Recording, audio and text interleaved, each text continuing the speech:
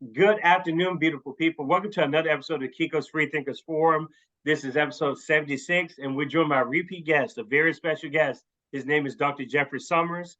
You may know him from episode 33. So I encourage all of my listeners to go back and watch that episode 33 with Jeffrey Sommers on Kiko's Free Thinkers Forum. We talked a lot about the Ukraine-Russia war that's continuous right now.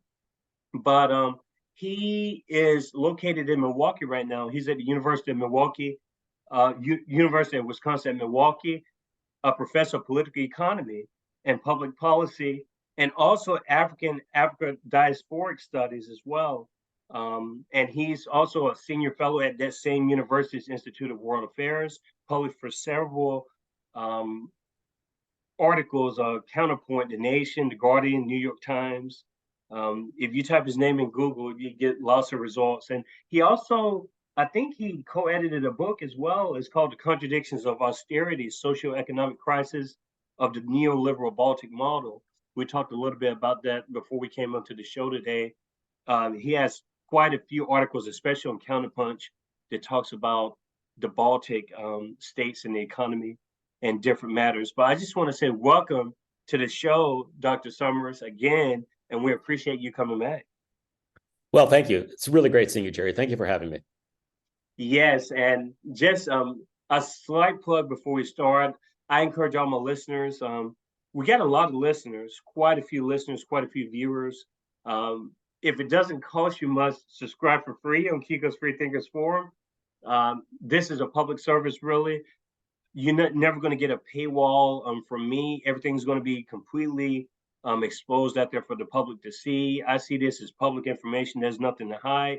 So the information's free. I just encourage my listeners and viewers to subscribe.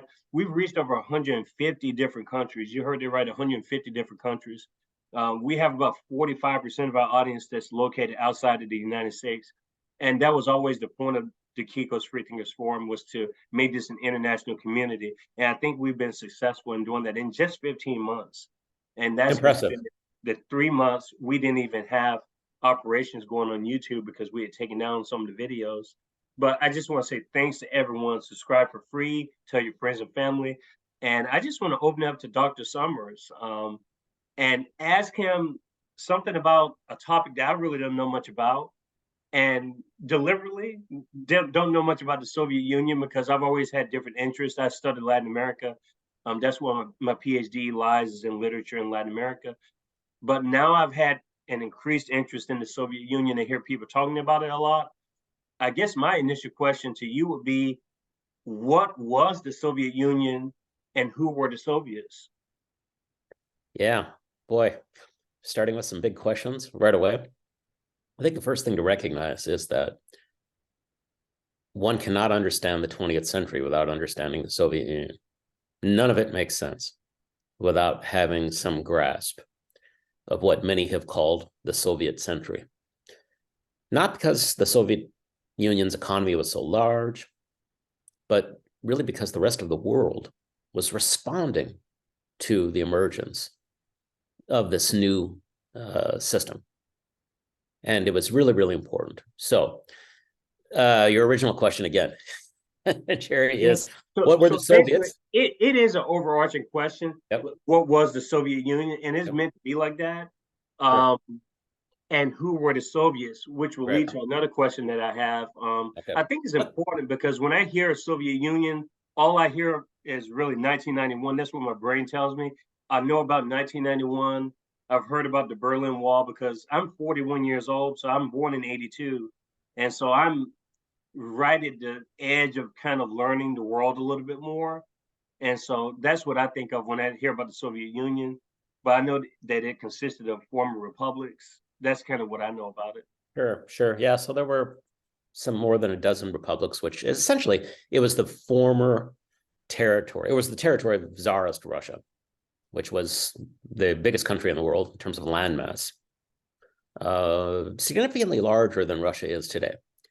So it included all of these constituent parts of Tsarist Russia.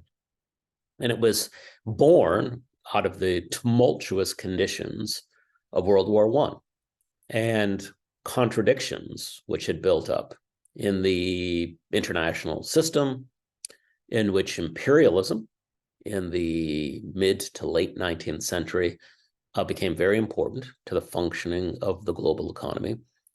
And we could think of czarist Russia as kind of a big internal empire of sorts. In other words, instead of having territories all over the world, it had all of these countries that were contiguous with it, that were next to it, that it kept within its orbit.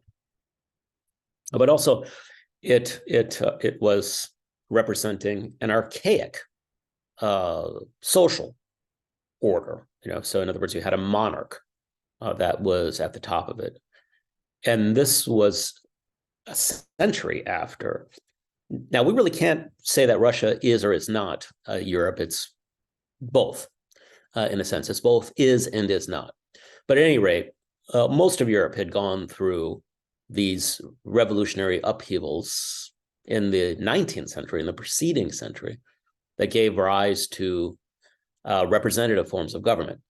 And monarchs became symbolic figures that sat at the top of them. Not so with Russia, in which the Tsar was still the actual head of the government.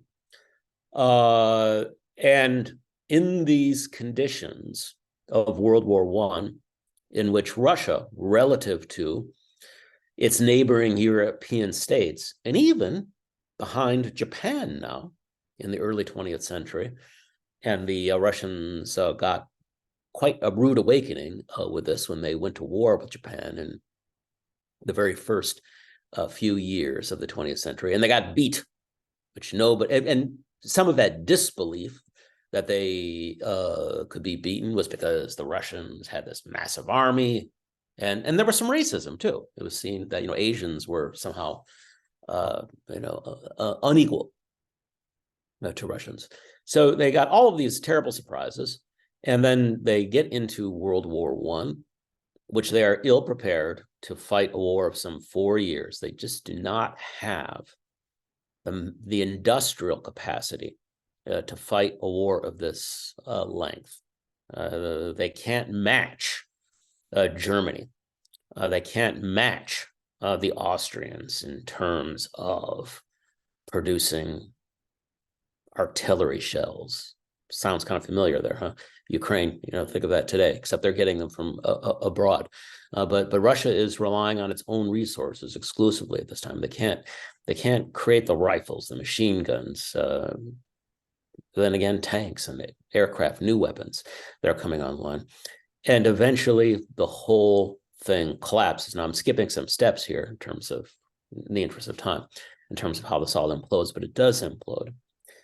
And there are these radical groups that had existed within Russia that have been talking about for quite some time how to remake Russia, how to turn it away from this archaic model of a monarchy to eventually hoping to get to socialism. And at this time in world history, there was a great deal of hope for the prospect of developing socialism. Now, most thought that you would get to socialism through going through capitalism and going through representative democracy. In other words, that capitalism was essential for modernizing older economies that did not have much industry and all the rest, that you needed a class of industrialists, of entrepreneurs, of people who would be dynamic and develop the productive forces within the country. And then you would have representative democracy, and that this would eventually evolve and lead to socialism, where democracy really took over and became the leading means by which both political systems and economic systems became organized. Now, the Soviets found themselves in this weird situation. The Russians found themselves in this weird situation in which they were in a backward country, and they had toppled a monarch. They had this parliament briefly that was led by this guy named Kerensky. And how would they get to socialism? So the thinking again was just in the traditional way that I just suggested. But in the conditions of a complete breakdown of Russia because of World War I, the opening was presented to this small but extremely well-organized faction among the socialists that were called the Bolsheviks. Now, the majority faction, they were called the Mensheviks, and they took this more traditional line that I just enumerated regarding all these points about how you get to socialism. So the Bolsheviks were led by this guy named Lenin, but it was not by any sense of a top-down model at this time. It was very democratic within the Bolshevik faction. Lots of debates. Lenin was seen as somebody who was a leading figure because of his example, because of how prodigious he was as a writer, how compelling he was in debate, and all the rest. But this was nothing like the later Soviet Union, which we came to see, which became very authoritarian and then even totalitarian under Stalin. And then there were the Soviets. You asked about the Soviets. Well, what were the Soviets? Well, the idea was that industrial workers would actually become the management of these industrial enterprises, that they would self-organize and form these worker councils. The worker councils were the Soviets.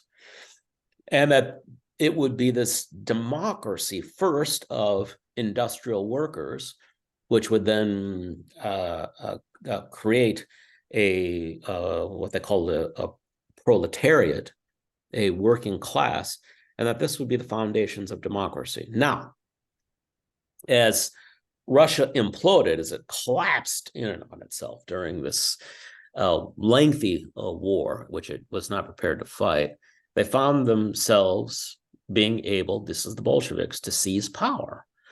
And they did. Now, at first, it was with this other group called the Socialist Revolutionaries, and I won't get into all of that, but they found themselves coming into power. And then they had to have a debate themselves. What do we do? According to Marxist thought, a backward country does not lead a socialist revolution. So it was thought, though, at the time, that because of this same turbulence created by World War I, that Germany, maybe the United States, maybe the United Kingdom, maybe Hungary, maybe all of these countries, the working classes would begin to drive this process of socialist revolution, and with the war driving a increase in the socialist consciousness, and that Russia would join all of these more industrially developed countries with countries that had more or higher levels of worker consciousness and political consciousness, and that a world revolution would be created. And so the decision was made by the Bolsheviks that they were not going to just continue in this direction of having a representative democracy that would accompany a capitalist economic system, that they would shoot straight for socialism in the hopes that these other more advanced nations would be able to join soon. Of course, what happened, as we know, is that those other countries did not go socialist. Now, there was serious socialist uprisings in those countries right at the end of World War I, especially in Hungary, even to Germany to a certain extent, and both through internal suppression, violence, and external intervention, those movements were put down. And then this really sealed the fate of socialism in the immediate term in 1918, 1919, 1920. It was going to be the Soviet Union itself going it alone. And they had to just make it up how they were going to do it. There was no guidebook. There was no rule book. They had to figure out how to proceed. Now, I can tell you how they did proceed, but that tells us how this thing got started and how they found themselves in this very unique position of being in power in this very, very big country, yet underdeveloped country, and having to just invent it as they went along. Now, just to reiterate and clarify, so when we hear about the Russian Revolution, because I was telling the audience before that I'm kind of coming in with the audience not being anywhere near an expert when it comes to the Soviet Union, but just knowing bullet points here and there. Mhm. Is the Russian Revolution of 1917, is that in response to the Tsarist Russia before? Is that what that is? Well, it definitely is. And there was a preceding major rebellion or revolt within Tsarist Russia in 1905 Mm. that, as Lenin called it, using the metaphor or analogy of the theater, he called it the dress rehearsal. It was the practice session for 1917, in which peasants, and Russia was predominantly a peasant-based economy, revolted against manor holders and owners, these feudal-like almost, even though feudalism, they'd gotten rid of that in the middle of the 1860s. But still, this tradition of really rich landowners presiding over these vast estates and peasants that really didn't have all that much in the way of options, taking whatever was given to them, which was not much. And so there was a big revolt then.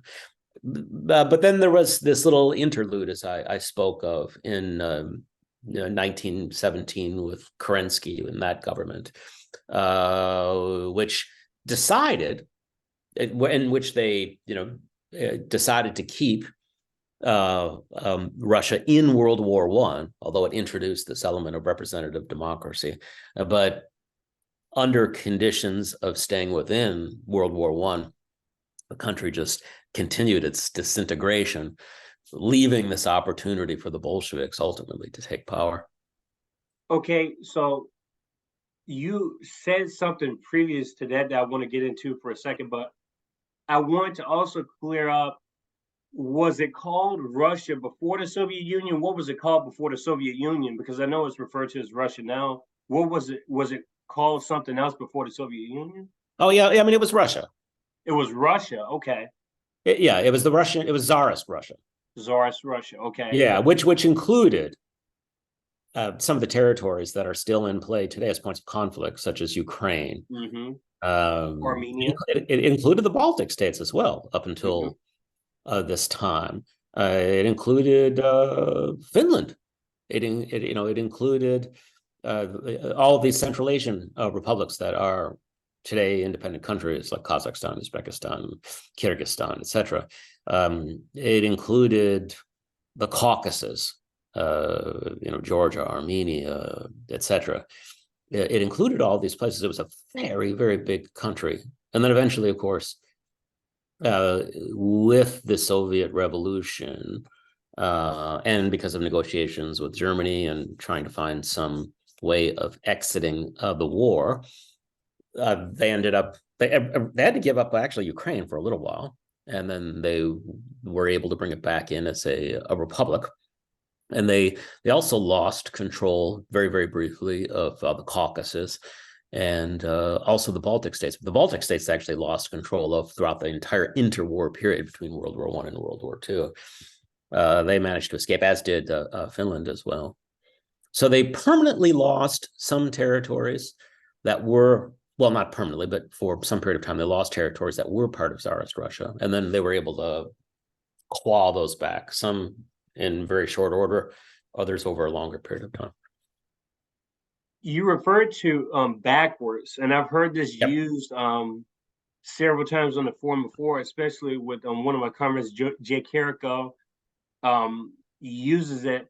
But see, Carrico is more into the ideology, and I'm not so much into the ideology. Like, I would identify as a leftist, I guess, whatever meaning it has now, with the shit show politics that we have now in the United States.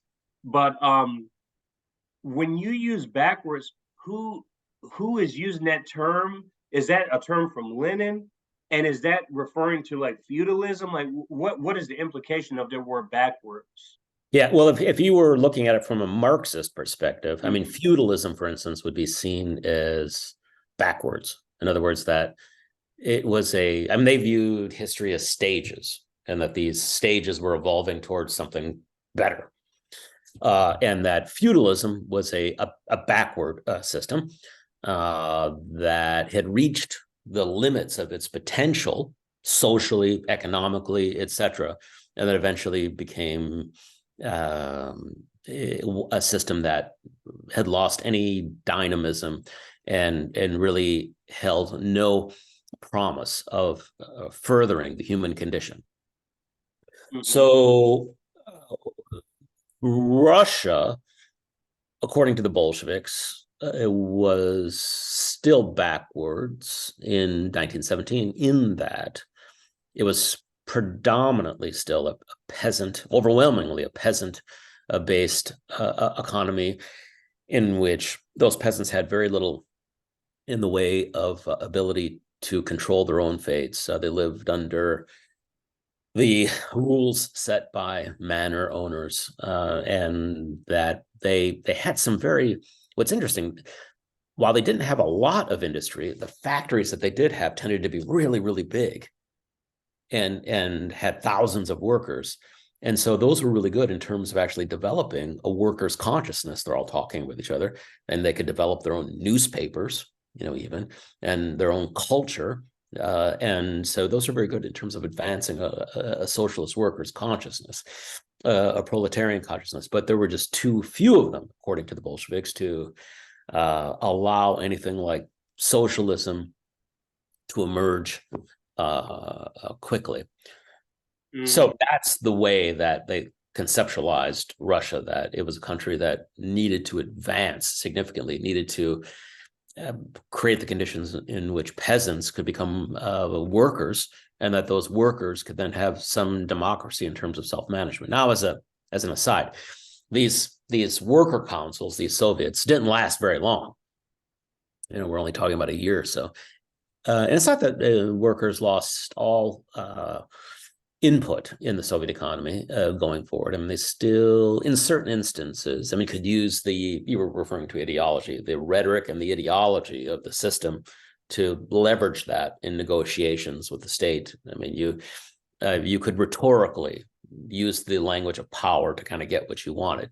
But after the first year or two, there was very little in the way of full Soviet democracy, and some of that was a consequence of immediately upon capturing power, the Soviets were thrown into a civil war, a bloody, deadly civil war that lasted 3 years, in which the elements that were loyal to the czarist forces, and even some others, and in addition to several foreign military interventions designed to get rid of this bad example of the Soviets, all combined to try and overthrow the Bolsheviks. This is not a parlor game. I mean, this is this is blood sport. And in order to survive this period, the Soviets had to take complete control over the economy, just as one would in all-out war. And so this was something that was referred to as war communism later. In other words, the state gained a lot of experience learning how to capture control of the state and the economy, and then to use it for its own ends, such as developing industry very quickly, which they did. But at the same time, there was no consensus that this was the best way to actually run the state and the economy once the Civil War was over. It was just an experience which they had, which they were then able to deploy. Many, such as Lenin, other figures such as Nikolai Bukharin, and others, said that, well, we actually need to reintroduce the market. We need to reintroduce prices for efficiency purpose, so you can allocate goods in the most efficient way. We can control, of course, the very, very heights of the economy, the top banks, to allocate resources, investment capital is needed. We can keep maybe some of the top factories, but once you get below that level, we should allow the market to function again so that they can develop the economy in the most effective way. And they did that as something called the New Economic Policy between 1923 and 1928-29.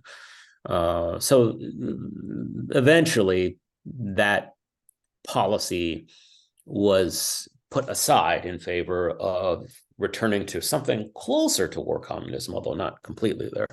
but that's the path that they took. And that's what we often associate communism and the Soviet Union with, is that ultimate direction that they took. Mm-hmm.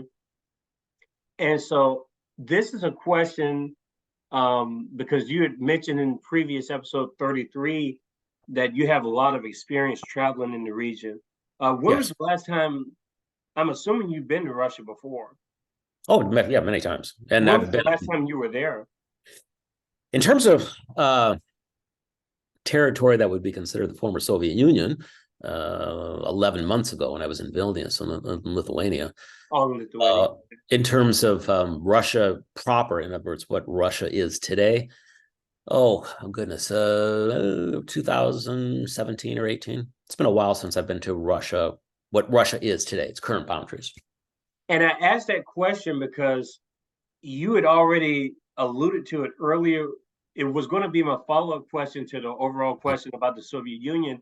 What I was going to ask was, are these people considered European? Do they see themselves as European today versus back then when it was the Soviet Union? Did the Soviets see themselves as Europeans, or did they see themselves as just Soviets and not, would they actually consider themselves a European in the sense of France or what we associate with Western Europe? Yeah, it's an interesting question. And on the issue of culture, I'm not a specialist. So I can just give you my observations. But this speaks to an issue that people who study Russian history, certain parts of Russian history, are focused on, and that is that it's had these alternating periods of what are Westernization, opening to the West, and then retreating from it. So historically, they view Peter the Great as the figure who pushed Russia in a Western direction. That before Peter the Great, it was, this is a term that we used to use that it's no longer fashionable within the academy, but they were part of the Orient. Oh yeah. Yeah. And so, this, goes back to the United Kingdom and how a century ago, they divided the world between the Occident, the West, and the Orient, the rest.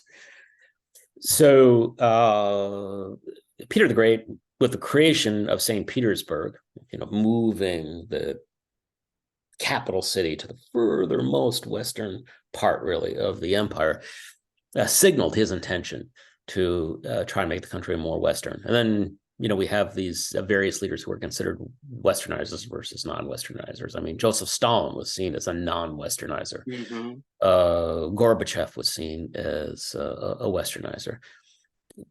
Going to more recently with Vladimir Putin, I think in his mind, never mind how others see him, in his mind, I think he was a Westernizer up until he started as a Westernizer, and then over time began to lose faith in his ability and Russia's ability to be recognized as a partner by the West. And so he's moved in a different direction. Now, in this big meeting that they hold annually, maybe you've heard about it. I know that one of your former guests, Radhika Desai, she was just there, the Valdai discussion group. I don't know if she mentioned it when she was with you, but that's this annual meeting that the Putin government holds, where they bring in all these international figures, politicians, intellectuals, et cetera, not as diverse as it used to be. What's it called again?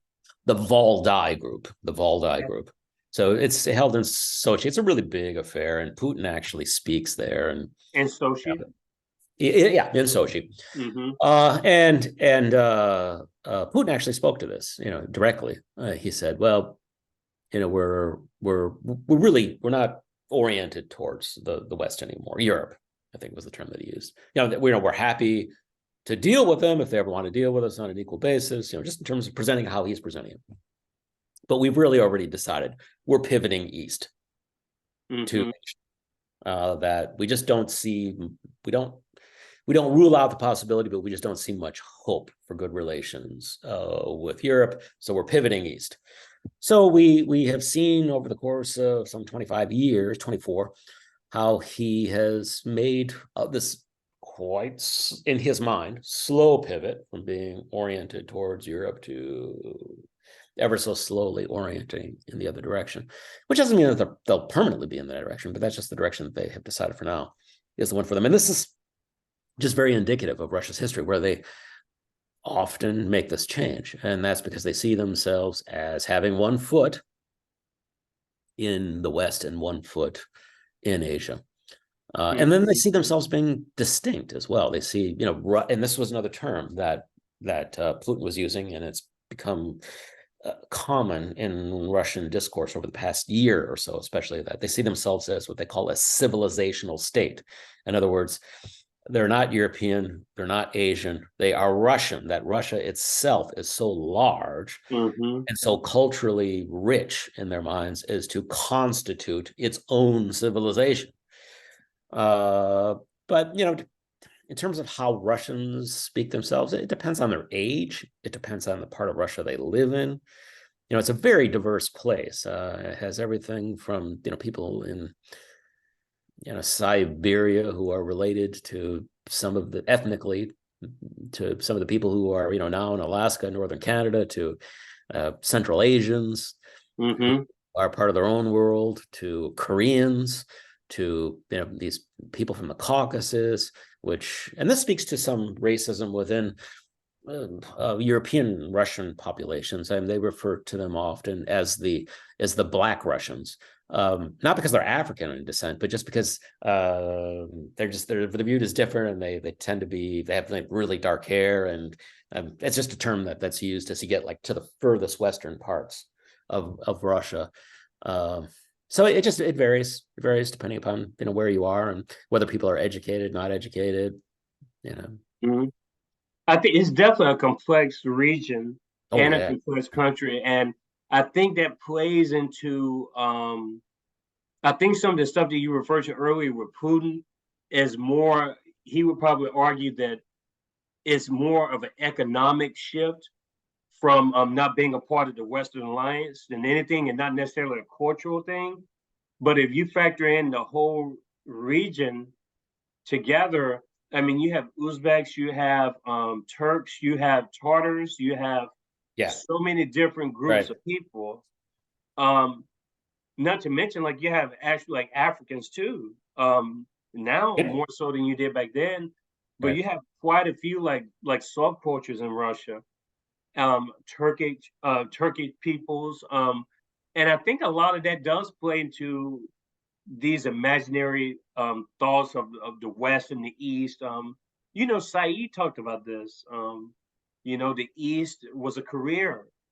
I think it plays on these cultural intricacies and the I guess, engagement with these types of topics. I think is kind of revealing in itself, because I don't think that you can really separate the two at a point. I think initially maybe you can work economically to a certain point, but eventually cultural tropes are going to play into the media. They're going to play into the psyche of people. I mean, it all goes into nationalism. That has to be a part of the equation. And I think that has also created this rift between Russia becoming more and more something distinct than what we associate with Western Europe. And maybe that's from a Western mindset, but I definitely see these differences, even in Latin America. The way people here view Latin America is definitely, yes, the West, but is it the West? Yeah. And I think that's the big question. Is it really the West? Yeah. I mean, there was an interesting comment by Dmitry Medvedev, who was the president of the country, of course, in this 4-year interim period between which Putin legally, could not serve because of their constitution saying you can't have more than 2 consecutive terms. And this is the interesting thing. And I don't like overplaying these connections between Putin and Stalin, because there are all sorts of people that do that all the time. They're not the same by any stretch, but they do. But sometimes you can find lots of similarities between people. And both of those figures were extremely legalistic. In other words, just about anything, they adhere to their idea of the law. And if what they want to do is not in law, they make the law. They create the law so that they will be within it. And so, Putin, he actually steps aside after 2 presidential terms, right? But if he was really a complete dictator and acting completely arbitrarily, who cares what the Constitution would say? But he said, nope, Dmitry Medvedev, that's guy that's going to step in. But one of the things that Dmitry Medvedev said was the following. When speaking to this issue of this confusion that increasingly came into conversations between figures of the West and the Kremlin. And one of the things that he said that I thought was very perceptive was that he said, here's the problem. When in referencing to these policymakers in the West, he said, the problem is you think that because we look like you, and some of them, like him, like Dmitry, he looks kind of West European, right? He looks French. He said this too. This is interesting. Yeah. Mm-hmm. Yeah. He said, just because we look like you, we don't think like you. We are different. You don't understand. You're confusing appearance with culture, and we are very different from you. So so there are those differences, and then there are those Russians who have always idolized Western culture and have wanted to become part of it. So it's complicated. No doubt, because I think even Lavrov is like, isn't he like part Armenian? He might be. He is for sure. Like he definitely comes from like one of the groups. Like I'm not sure if it's Armenian or he what. Might be. Yeah, you looking it up? I'm looking it up right now. I'm looking it up right now. I'm pretty sure he is. I'm not sure if it's his mom or his dad, but and so many people from the Soviet Union in particular, but also Russia, had these very multi-ethnic. No doubt. Yeah. You're right. His father was an Armenian. Armenian from Georgia. Armenian from Georgia. From Georgia. So which is quite common because at one time the Armenians actually ruled Georgia. Well, at least Tbilisi, the capital city. That was a long time ago. But very interesting. Yeah, and then his mother is ethnic Russian. Well, a Russian speaker, whatever you want to call it. But yeah. And I know the audience is and honestly, this is my interest. I mean, I'm clearly interested in a lot of things, but I just think it's one of those things that isn't talked about much, and I appreciate you sharing your thoughts on it. I think that this is enriching because the whole point of this platform is to search for things. We don't have to have the answers right away, but we're dialoguing, and I've definitely learned a lot just from this exchange. Like I'm going to replay this back, and I'm definitely going to have more questions for you the next time you come on for sure. But I do want to transition a little bit into your article. And it's found, you posted it with Counterpunch, right? Yeah. And I think it was August 31st, 2022, when it was published. It's called How Mikhail Gorbachev Became the Most Reviled Man in Russia. Interesting article. You have a central premise in it. I'm not going to speak for you, but I guess the question that I really had is how do you really define democratic socialism? Because I saw that term come up a couple of times in the article. And are you talking about democratic socialism in the context of what we would view Germany as now, what we would view France or some of the Scandinavian countries, or are we talking about within a Soviet context, democratic socialism? What is that exactly? I would say I guess I would call it more than a socialist context. In other words, where the economy would be democratically controlled. And that doesn't mean that there would not be no private ownership, but that the population would decide to what degree that should exist. In terms of, aside from that brief initial Soviet experience with democratic socialism with the Soviets, other very interesting experiments with it would be during Yugoslavia, for instance. I mean, they actually put into practice, especially in their Republic of Slovenia, which of course now is an independent country. They put in place that system of worker management. In other words, they try to actually implement that Soviet model on some level. So yeah, I mean, Gorbachev was trying to return the country to its origins, its democratic socialist model. There was no guidebook for how to do that.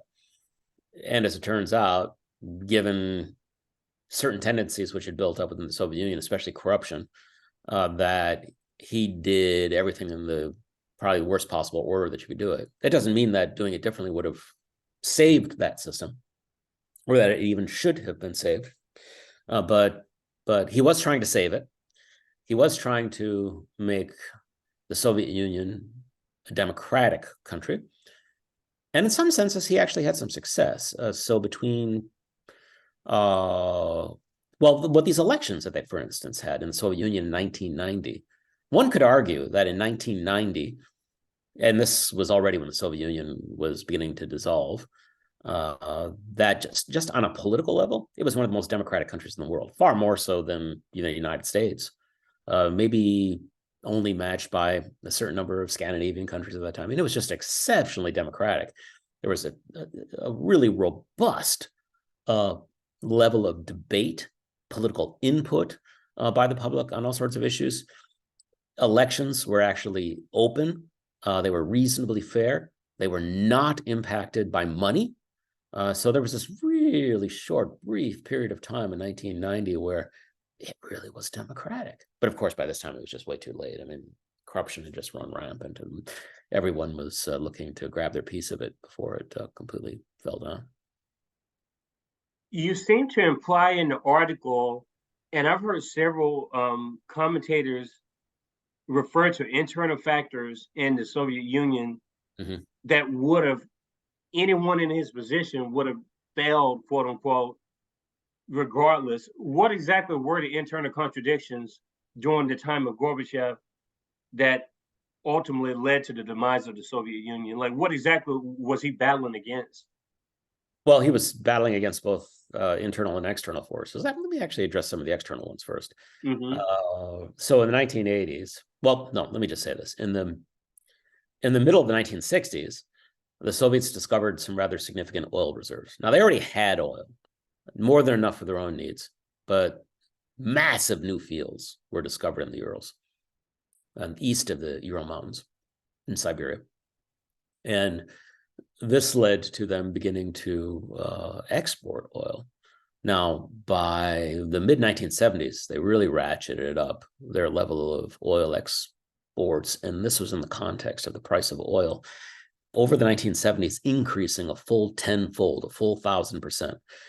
So in the 1970s, the Soviet Union was already becoming less dynamic, and so they were able to paper over that eroding dynamism by using oil money that they were getting to buy things that they needed rather than develop their own forces of production. And by the 1980s, the system had fallen even further behind because they hadn't addressed these issues. They were kind of known by some. There were certain figures in the country, like Kosygin and others, who talked about the need to address it, but it just never really got done in any serious way. And by the 1980s, the problem had further advanced to a really quite an alarming level. And the United States, the chief foe of the Soviet Union, was able to take advantage of this. I mean, so they worked with the Saudis to turn the oil spigot on, in the global markets, flood global markets, drive the price of oil way, way down, down nearly to $10 a barrel. And so this really starved the Soviet Union of resources. And then you had figures like Zbigniew Brzezinski, a Polish nationalist who is within the United States government, very much hates the Soviet Union for obvious reasons. I mean, the Tsarist Russia had ruled Poland for quite some time. The Soviets actually made a quick grab for it, but at the early part of their history, but failed. And so then they installed after World War II a communist government, which the Polish people did not want. So the Poles were very unhappy with the Soviet Union. Zbigniew Brzezinski seized an opportunity to, and this was in his own words, to give the Soviet Union their own Vietnam, to pay them back, because the Soviet Union supported Vietnam, and Vietnam really gave the United States a really bad bloody nose and humiliated the United States over the course of a decade. And so Zbigniew Brzezinski decides to start supporting Islamic fundamentalists in Afghanistan, knowing that this is going to draw in the Soviet Union because it's right on their border. The southern part of the Soviet Union has all sorts of, Muslim populations. Last thing that they're going to tolerate is this being a pathway for Islamic fundamentalism to come into their country. So Brzezinski knows that they're going to come in and they're going to get their noses bloody, because everyone who ever has gone into Afghanistan has got their noses bloody badly. It's mountainous terrain. You're not going to win there. And that happens. So, all of these external events are happening. And then the United States simultaneously ratchets up its military spending to put some pressure on the Soviets to respond in kind, even though they don't have the money. So that means they have to take the resources away from modernizing their economy, from consumer goods, which is going to make their own population irritable. So they do all that well. But then, even more so within their country, people started to figure out, because people are smart, figured out how to work around shortages in the economy. Well, how do you do that? Well, you have a relationship with somebody who's at the warehouse that actually has control over, bicycles or motorcycles or whatever it is that you want. And, you give them a bottle of vodka and, box of chocolates, and maybe you can get further ahead in the queue and get this sooner. And then it leads to, then that just creates more shortages. And then the more you have shortages, the more it leads to hoarding. So people actually start grabbing more stuff than they actually need, which leads to more shortages. So that comes into play with simple, basic items like, soap, like bar soap. I remember my wife, her family is from the former Soviet Union. And I remember going to my wife's aunt's apartment. And this was, 10 years after the Soviet Union collapsed. And around the bathtub were it was walled with bars of soap. Wow. Why? I said, well, why do you have 200 bars of soap here? And she said, well, in 1989, 1990, you didn't know when you were going to see soap again. So when you saw it, you filled up your whole bag with as many bars as you could, and you bought them. So that would then create shortages. So, and then that led to all sorts of just corruption, just generally. It led to the emergence of offshore banking, and maybe you were the director of a nickel or an aluminum refinery operation, and you could figure out maybe how to get your product out onto global markets through a few envelope payments under the table, and then what you were selling at state prices, which was super low, to factories that needed nickel or aluminum, you could instead sell to the West at global prices, which would be many, many, many, many times higher. And then you had to figure out how to take that money and turn it into a bank account that you could use. And then that led to the development of offshore banking. And so, it was a mess. It just could not be fixed during the period in which Gorbachev was in power and the way that he did. Now, why? So one of the things that Gorbachev did was he decided that to free the Soviet economy from the problems of its overly bureaucratic economy, the thing to do would be to democratize it. And then if you democratize the economy, gave people more freedom, that this would then create this dynamism. It would create something like a capitalist class almost, except within the context of socialism. It would be dynamic. That would improve people's living standards, and then we could introduce democracy more broadly. But instead, it just opened the floodgates for corruption. Now, that was going to be my question about the offshore banking. Yeah. You mentioned that in the article. You said this started in the 50s. Now, the question is, are you saying within the Soviet Union that was already a habit? Well, what I think I explained in the article, but very, very just briefly, I didn't explain it, I just alluded to it.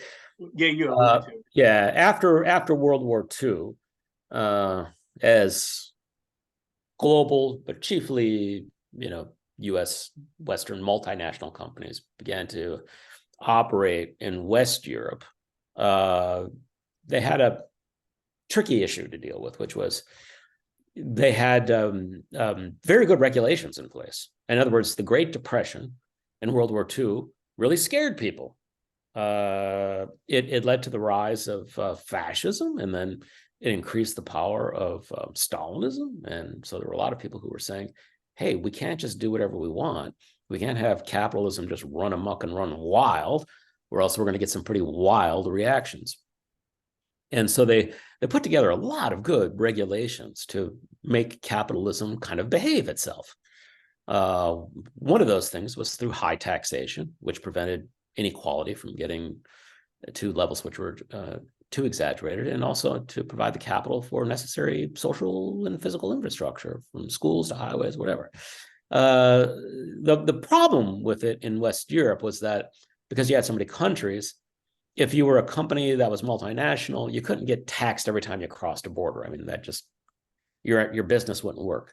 And so in the 1950s, there was kind of a wink and a nod that was given to multinational companies that used this thing called the euro dollar market that UK banks ran in order to shelter multinational companies from getting taxed every time they crossed a border. And everyone just kind of said, oh, okay, all right. I mean, we get it. We need to do this one because these businesses just can't exist in the current regulatory environment, tax environment.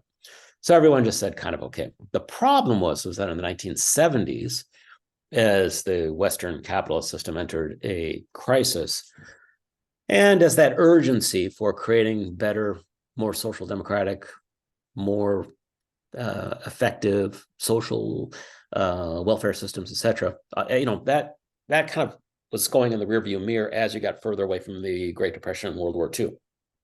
So the fear wasn't there in the same way that it was 20, 30 years back.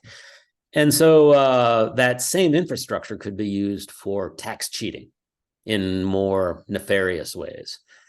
And that's exactly what started to happen in the 1970s. And so now the Soviets, the KGB, they made use of some of these offshore networks because they had to do things. Let's say you want to help out the Sandinistas in 1979, and you want to get them some cash so that they can buy some machinery from Canada. Well, the restrictions on and against Soviet banks are in place, and so you got to use offshore bank accounts. That's all secret. Nobody really knows where the money comes from, what's going to, et cetera.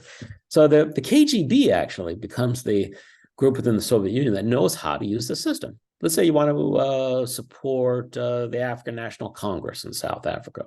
Well, use the same stuff. Let's say you want to support the Cubans during their revolution. So you got the system. Now, what happened in the 1980s in the Soviet Union was that when Gorbachev, when he was trying to democratize the economy, he created these things called cooperatives. And in principle, it sounded great. What he said was, okay, let's say you are the director of this big, and I'm going to use a real example here, this big collective farm in Soviet Latvia that makes potatoes, grows potatoes. And, you've been doing it the same way for the last 30 years. You use X number of tons of fertilizer. You got the tractor from Belarus. You bring the students from the colleges in at harvest time to help out, blah, blah, blah. Almost, very few in the way of gains of efficiency, et cetera. And you say to that director, you know what? If you can figure out a way with what you've got to actually introduce some new product that the consumer really wants, and you can start making some money from that, and you can keep it for your enterprise. We're going to tax some of it, all the rest, but nonetheless. So, some of this actually worked. So there is a collective farm in Soviet Latvia. It was in a place called Odaji, which was a town. And in Odaji, under this cooperative structure in the mid-late 1980s, the director gets a very simple idea. We will make potato chips. And people went nuts for them. I think it's probably even still the biggest potato chip manufacturer in Latvia. And so, the next thing you know, all this money's coming in. People are willing to pay for these things. The leading figures at the Odaji Collective Farm, they're driving new Toyota trucks. And everyone's like, wow, look at these guys, aren't they something? So, had those kinds of examples throughout the Soviet Union. But a lot of what happened, instead of that's what you wanted if you were the Soviet authorities. Instead, what happened was that you said you were going to start some new business, and instead what you did was you developed maybe a commercial bank in order to help finance this new activity that you wanted, but the state was actually going to back up with real money within the Soviet Union your expenditures for various things. And then you began just converting that money that you were getting from the state, from the Soviet authorities, into hard currency abroad, and using the skills of these KGB advisors who were supposed to be helping you because you were saying to the KGB guys, well, we need some computers from the West. We need to use these offshore companies to get this technology that we need to make this more productive enterprise. And instead, what you were doing was really just stealing from the state. Or eventually, maybe you got really cozy with the KGB advisor, and everyone knew what the real deal was, and you were just giving them a little bit of grease under the table. Mm. So that's eventually how the system really began to unravel fast. Was everyone was just going after their piece, and they were just tearing apart the real economy of production within the Soviet Union and figuring out what they could tear off of it and sell, and then to put it in through these offshore banking networks, putting it into accounts in New York and London. They were the real beneficiaries of this. In fact, in the 1990s, a full 250 billion US dollars was exported out of Russia and went into just the U.S. stock market alone. So, anyone out there, if you got a 401k or whatever, you got your piece of it too. I just, I'm curious, do you have a half hour more left in you? I'm kind of tight, but let's see what we can get through. Okay, let's try 15 minutes then, because I don't want to pull you over if you don't need to be. Yeah, I do have a few things, but I enjoy talking with you. So let's see what I allocated an hour, but go ahead, shoot. Let's see where we go. Okay, let's see where you just cut me off whenever you need to. Okay. I wanted to get some things. This is a figure that I've never really known about. I hear a lot about Stalin. There's so many different camps, and when I hear people talk about ideology, he almost seems to be like pushed aside. I hear so much about Lenin and Lenin this and Lenin that. And apparently Trotsky was like this big, I guess he betrayed a lot of people. See, I'm coming in, I don't know much about these figures at all, but what is the deal with Stalin? Did Stalin contribute at all positively to Soviet life? Because I understand that he was authoritarian, but was there anything from Stalin that kind of continued into this push, this continuous Soviet society? Because he's obviously a big part of the history of the Soviet Union. Yeah, and I could spend whatever days I have left on this earth trying to explain. Right. No, but I guess is it? No. I'm not. I'm just trying to suggest just how complicated this is, and how nobody will be satisfied with what I say, right. Given the time frame. Yeah, I mean, on one level, number one, he's actually a real revolutionary, contrary to what Trotsky said. Trotsky tried to just, argue that he was a second rater, and he ultimately was an opportunist. All the rest.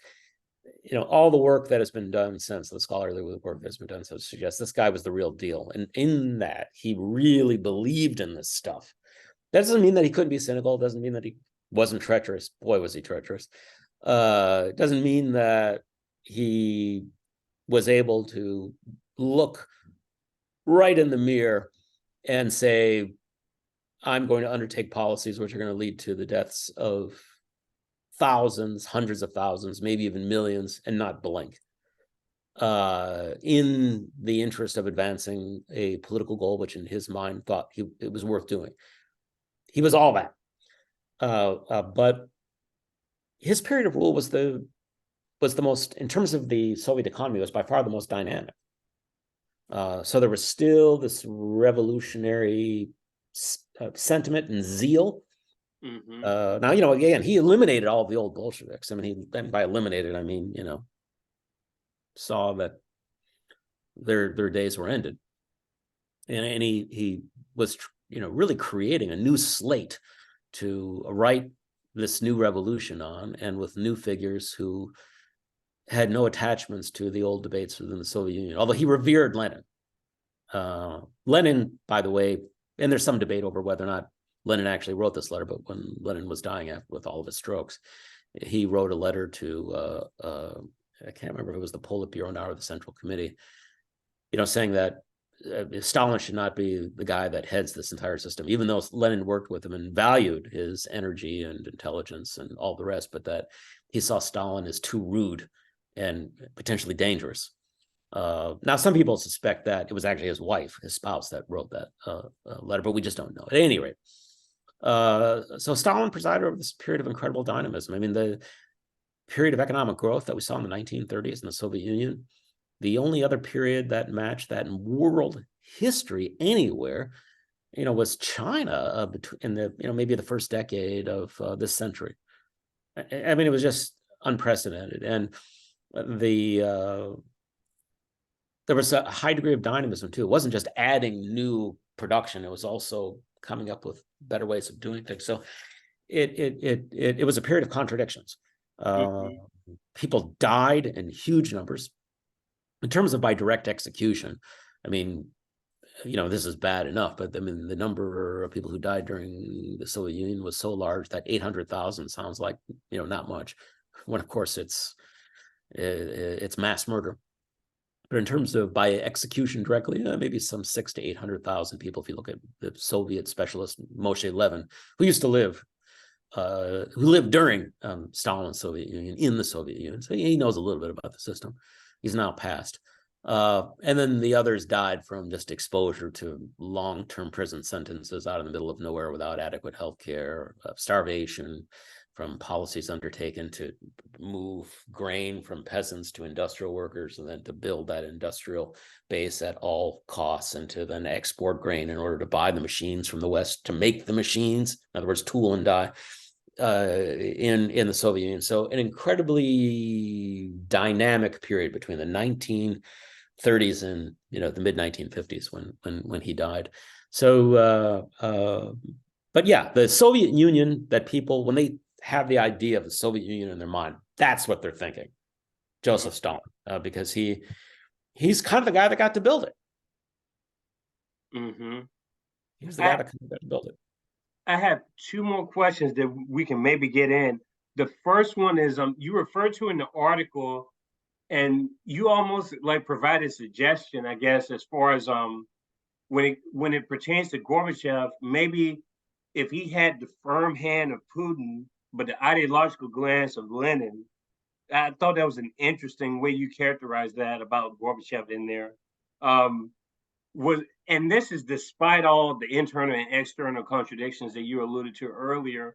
I just thought that was the characterization of that was interesting, the way you worded that with Putin, because you said that he basically had no kind of democratic inclinations, but he had a firmness about him. And Yeah. And Lenin, does that mean that Lenin was pretty much, was he just in the psychological and physiological, philosophical glance? Did he not really see the economics clearly enough to you? Or is that just a comparison you were making, really? Yeah, I mean, I think, just trying to remember what I was saying in that article. I mean, I think, so Gorbachev absolutely revered Lenin, but he also saw that what the country should look like, in principle, was something like, at that time. Now, you have to remember that Sweden in the 1980s is very different than it is today. Sweden today, it's very pleasant and all that, but actually it's a country with a lot of inequality. In the 1980s, Sweden was still extraordinarily democratic, and it did not have a lot of inequality at all.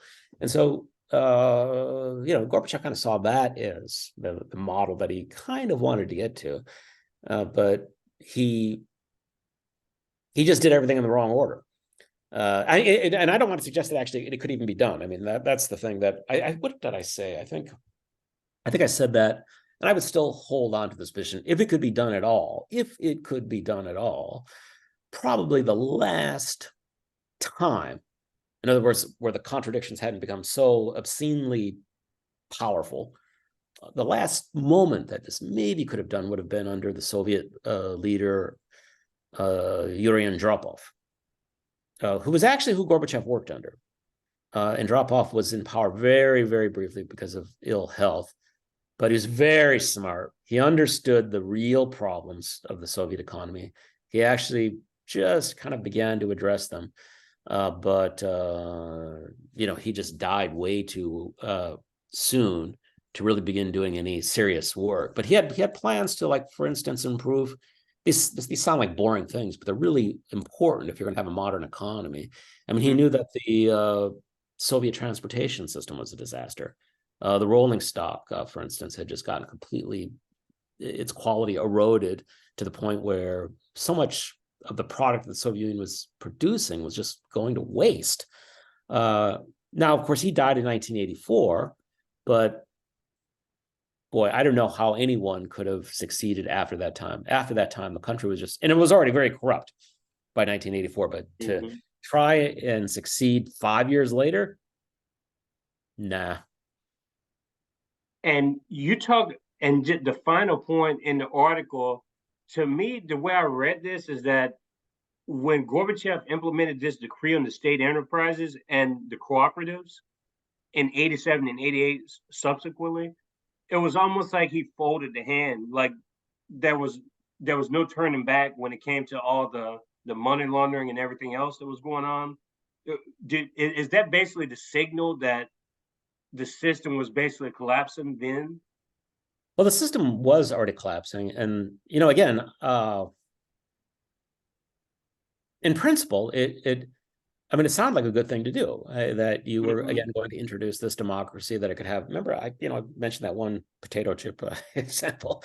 There were examples where it actually worked. But the problem is that it just gave too many openings to corruption. And so overwhelmingly, these measures resulted in far more corruption than any benefit to the economy. And it was difficult for them to recognize and realize what was happening and how it would happen. And if someone were to go to Russia today, what would be the public opinion of Gorbachev? Because I know he's just absolutely hated. Really? Yeah. I mean, if you do a web search for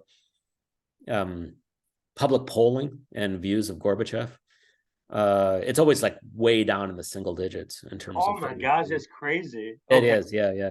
And the reason is they see him as so let's say you're a Russian, chauvinist, and you believe in the greatness of Russia and all the rest, and then Russia really got cut down to size after the Soviet period. You blame Gorbachev. So you say, if it wasn't for Gorbachev, why we wouldn't have had this? Or people remember, if you're 60 years old or more, older, you remember it as a period where chaos, shortages of everything, etc. So the only people who really remember it favorably, I think, are some intellectuals who have a bit of a broader view and are able to see the amount of real democracy politically that was introduced. But even those same people will tell you, the economic reforms just were a disaster. But I argue again that it's not just because of their design; it's because of the time. I really don't think anyone could have put it back together. I would wager, if I could somehow have a counterfactual in which experiment in which we run a different number of different models, that none of them would have worked. I mean, especially after the early 1980s, I really do think that was the last. And even then, the chances would be slim. And that's ultimately what I took from the article, was that that final conclusion, like would it have really mattered? Yeah, one of the things that people argue is that, well, why did they do what China did?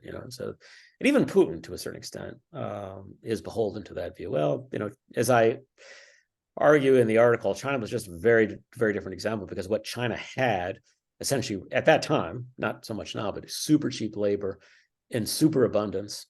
And the United States at that time was looking to cut its wage bill. In other words, wages were too high.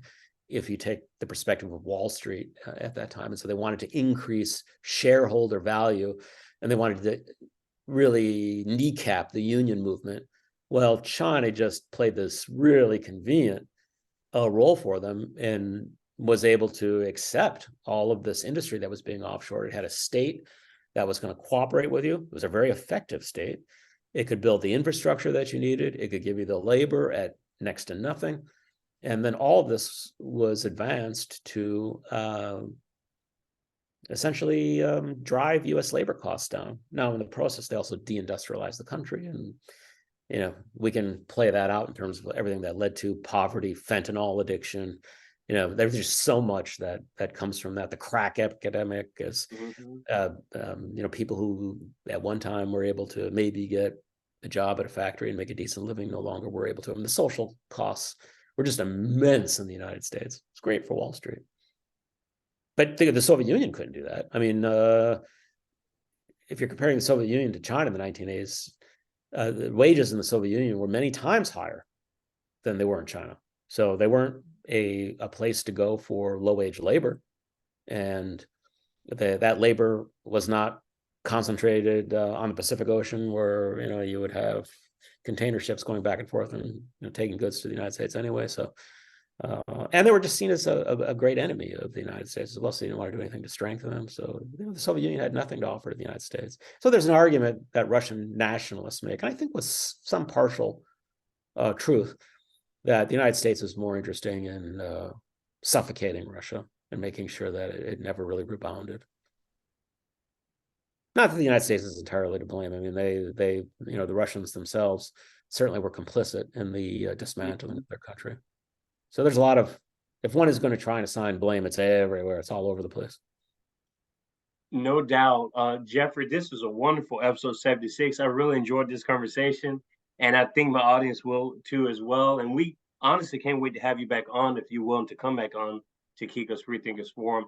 But I just want to ask you, are there any final words, thoughts you have for the audience, and where can someone reach you in case they had a question or a comment? Yeah, just you know, type in my name, Jeffrey Sommers, and the University of Wisconsin-Milwaukee, and you'll get my email address, and I'll be happy to, you know, hopefully catch your correspondence and shoot off a reply if, in some timely manner. Thank you so much again. Thank you. I'll provide the links to your Counterpunch article, the Gorbachev Great. article. And honestly, I may just link all of his articles that are there, because you have quite a few interesting articles there. So that's what I'll do. And the Gorbachev article will be embedded within that plethora of articles there. Yeah, thank you. Please put that one on Gorbachev first. Number one, it's I consider one of the more important and better ones that I've ever written. So, and if anyone is interested in understanding the Soviet Union's unraveling, that's the one from me. So yeah, put that up to the top. No doubt. Beautiful people, enjoy the rest of your day. We have quite a few guests coming down the road. You don't want to miss any of this insight and perspectives that you're going to find on Kiko's Free Thinkers Forum. Remember to subscribe for free, no paywalls. Tell your friends and family. And remember, you can't unthink free thought. Enjoy the rest of your day. Thank you so much.